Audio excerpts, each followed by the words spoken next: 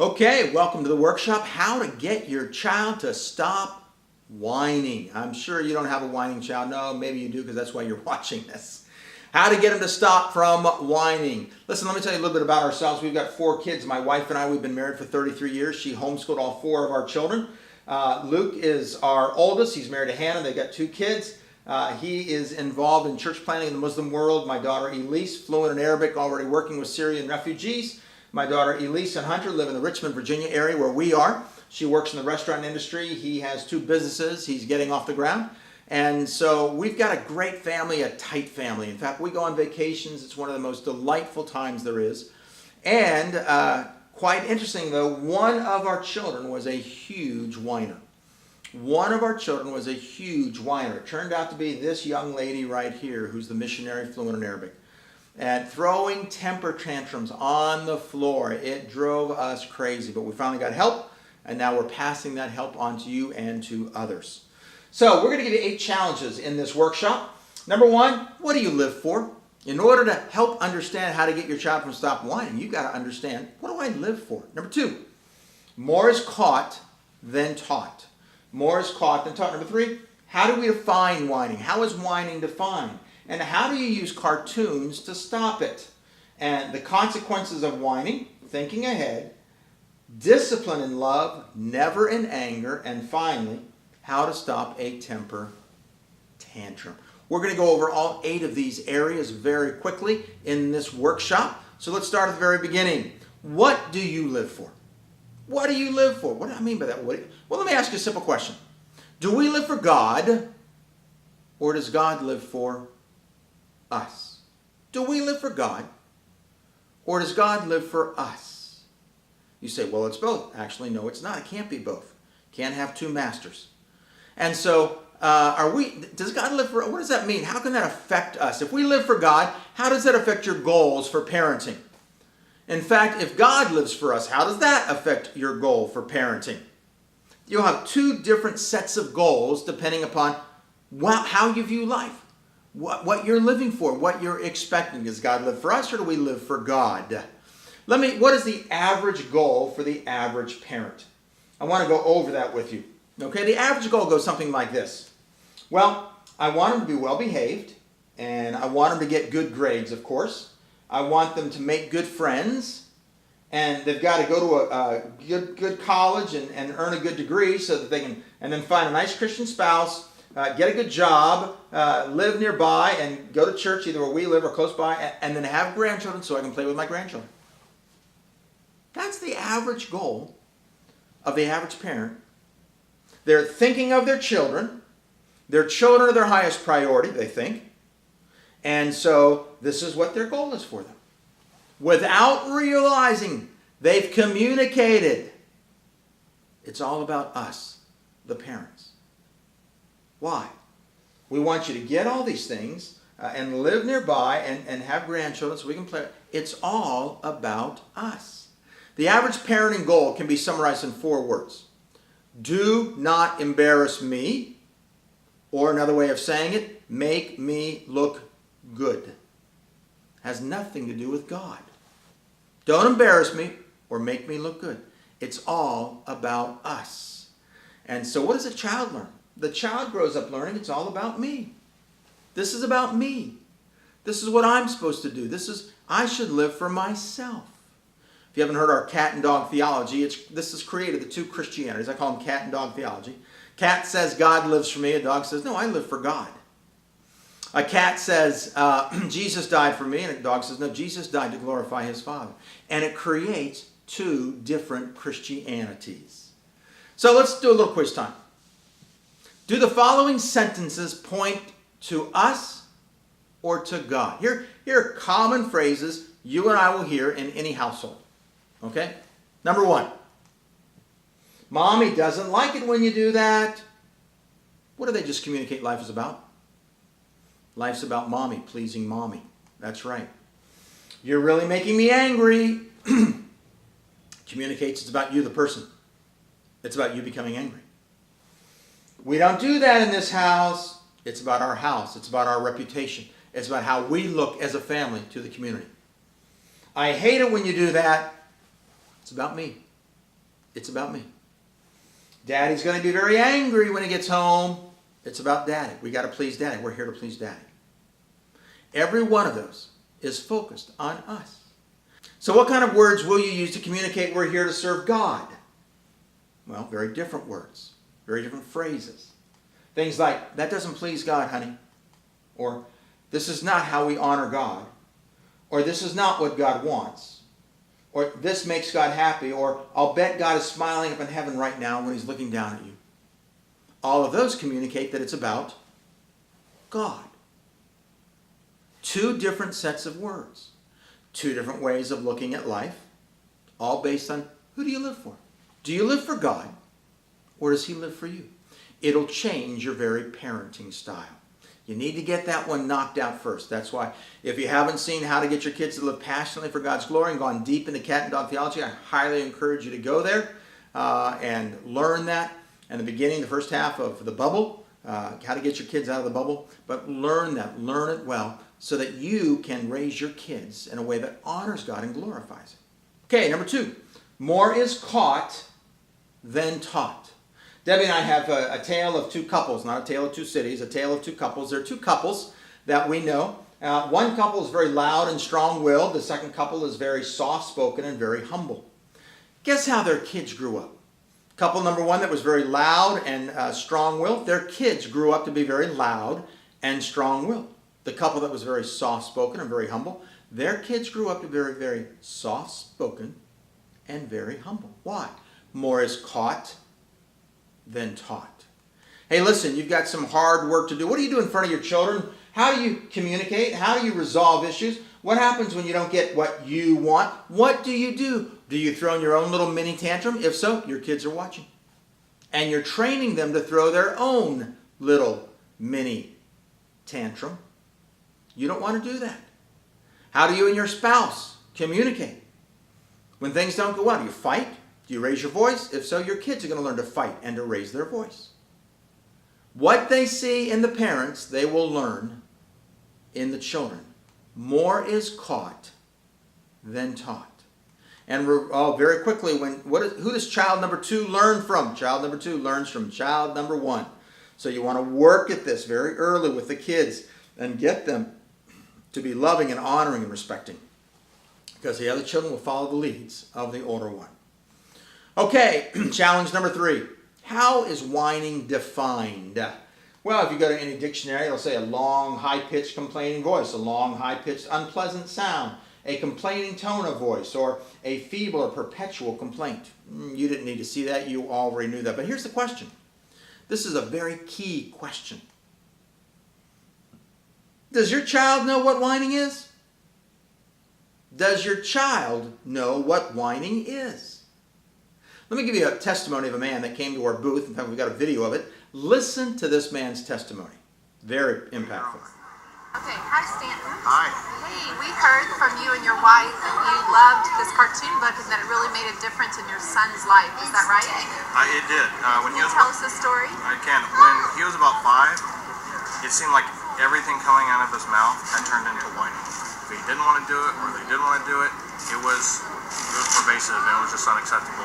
And so we started taking away his daily hour of screen time for every instance of whining, and it added up pretty fast. It made him very frustrated until he explained to us that he didn't understand what whining was. Okay. And so we started going through this book. We did 2 every night, and after 3 or 4 days, we had them start guessing and acting out what the cat would do and what the dog would do, where he got to practice his whiny voice. And by the time we were done with the book, he knew exactly what whining was, and it pretty much brought it to a stop. That's awesome. And what did you say that sometimes when he acts like the cat, what does he say? Yeah, he would act it out, and he would be really dramatic, and he'd say, "You think I over-catted that?" And so it was very good at helping him understand the difference in good and bad attitudes. Yeah. So would you recommend this to families? I would. We already loaned it to one set of friends, and we've got another in line right behind them at church that want to borrow it as soon as they're done with it. And so they're all being blessed by it too. All right. Well, Wonderful. thank you so much for that testimony. Thank you. His kids went through the cartoon book, acted it out. Hey, this cartoon book can be very powerful. It's called 102 Differences Between Cats and Dogs for Kids. It's got everyday scenarios your kids will find themselves in where they've got to say, am I more cat or am I more dog? Let me give you some examples, about 5 examples. When cats and dogs are asked to take out the trash, the cat says, you always ask me, can't someone else do it? And the dog says, yes, Mom, I'll do it now. Wouldn't you love to train your kids in that one? How about this one? When cats and dogs are called to dinner. Dinner time, but I'm still playing. Bet you haven't heard that one before, huh? Yes, Mom, I'm putting away my toys. How about when Mom needs help bringing in the groceries? She's bringing in the groceries. I'm hungry. When's dinner, says the cat. And the dog says, hey, Mom, can I help you? You need any help? I had one woman who gave my wife a call. She'd had the cartoon book, and her son, she got it when the son was 2.5, couldn't read. But always when he was sitting in his daddy's lap, Daddy, read me the cartoon book, read me the cartoon. It went on for about a year. When he was 3.5 years old, or 4, somewhere in there, Daddy came home one day and he said, son, you want to throw the ball? You want to play baseball? Yeah. Can we throw the baseball, Dad? Yeah, that'd be great. And the son says, wait, Dad, 1 second. Runs to the kitchen and says, Mommy, do you need any help before we go play baseball? And the woman dropped her mouth. She let him go out and play. She got on the phone immediately. Debbie, you'll never guess what happened. These cartoons work. They help the kids get a vision what can do. When cats and dogs don't get pancakes for breakfast like they wanted, you promised. That's okay. Cereal is fine, says the dog. When cats and dogs learn that their grandma is going to be living with them, can't she live somewhere else, says the cat. Grandma, I'm so happy you're going to be living with us. Hey, 5 ways you can use these cartoon books, aside from just sitting down and reading it with them or putting it on the coffee table and letting it read themselves. Usually when you get this, the kids will have read through the whole thing within an hour because they'll love them. But 5 ways you can use them beyond that. Number 1, have them act it out and see how whiny they can be. Act it out with them.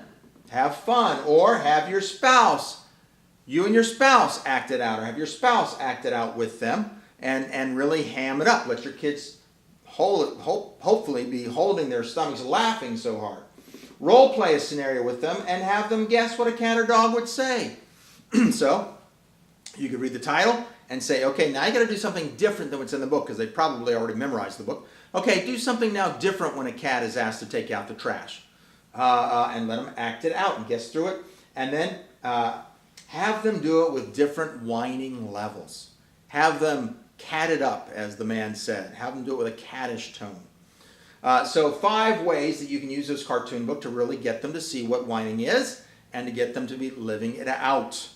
Another tool, if you've got an iPhone, iPad, Mac computer, if you're in the Apple world, go to your Apple bookstore and search for cat and dog behaviors. 1, 2, 3, and 4 are all free. The 5th one, we just asked for a $10 donation just to help us out with our ministry. But do that and then get that done. Okay, what are the consequences of whining? Challenge number 5, the consequences of whining.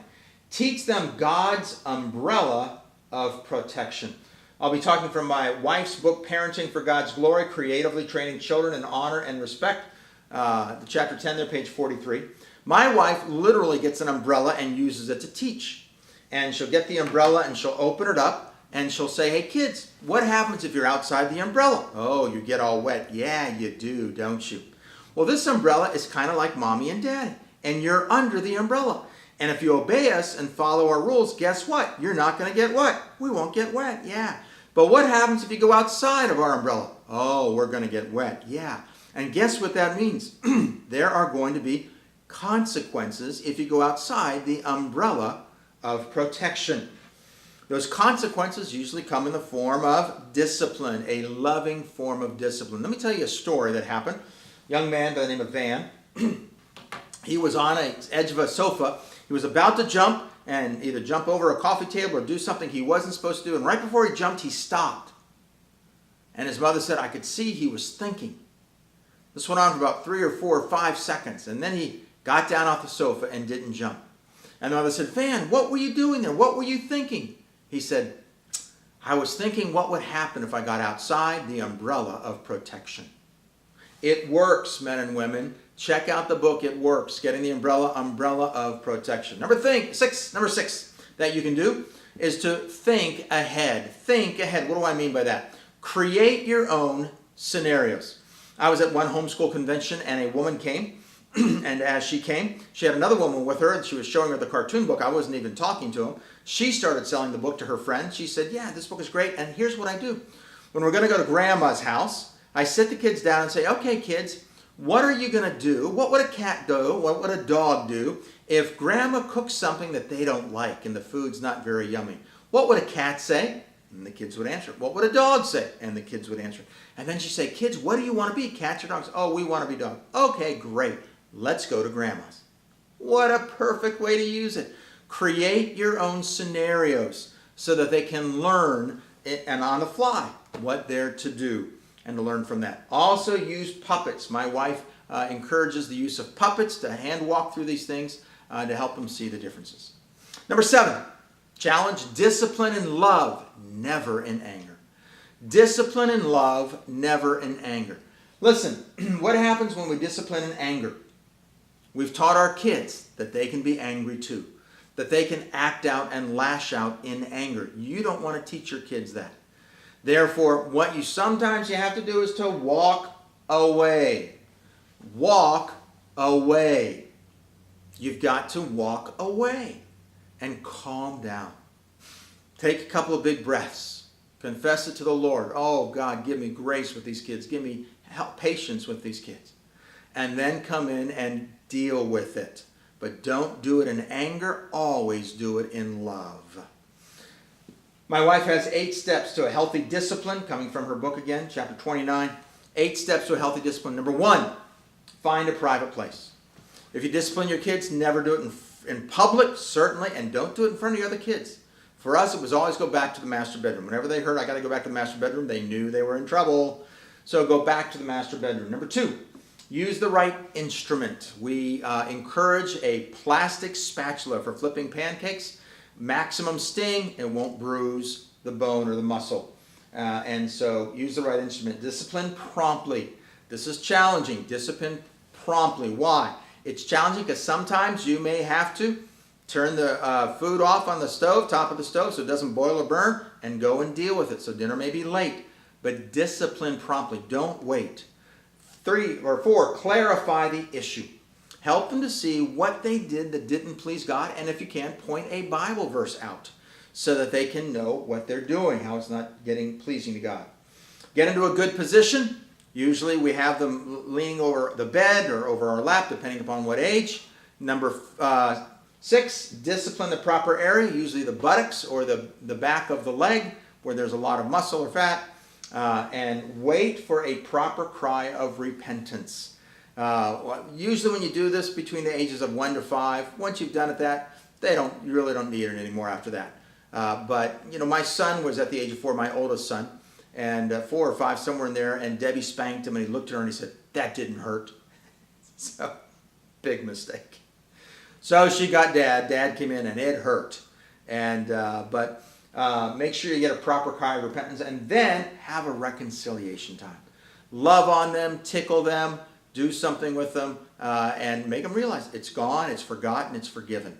And life goes on. And you live with the grace of God, you learn to repent. All right, let's go to number 8. How to stop a temper tantrum. Again, working from my wife's book, chapter 15, page 65. Let them know that temper tantrums aren't allowed in your house. We don't do temper tantrums because it doesn't please God. We're here to please God. Temper tantrums don't do it. Now, parents, act out your own temper tantrum. I was at one homeschool convention in Richmond, and as I was there, one of the men walked up that I knew, and he said, I was so embarrassed. My child was throwing a temper tantrum right there in the middle of the hall, right outside, 20 yards away. And you know what that's like, all these other homeschool families walking by, you feel terrible. So he yelled, get up, stand up against the wall. Finally, the child stood up against the wall belligerently, and he got down on the floor and he began to throw a temper tantrum. And the kids started saying, Dad, get up, you're embarrassing us. And he said, that's right, I am, and that's what you do for me. You embarrass me. Act out your own temper tantrums. Great way to do it. And what do you do when you see it's coming? Drop everything and nip it in the bud. Get down, eye level. Look at them and say, remember, we don't do that in this household. We seek to honor God. And help them right at the very beginning. Try to catch it. But if you can't catch it and they're already starting into it, here's what my wife recommends, and it worked for us. Grab the child with their back to your chest and just hold them. They're going to try to fight. They're going to try to wiggle out. You're stronger. Just hold them. And as you hold them, start whispering. Grab them firmly and lovingly. Start whispering into their ears. What do you whisper? You're whispering, we don't do that in this household. We seek to honor God.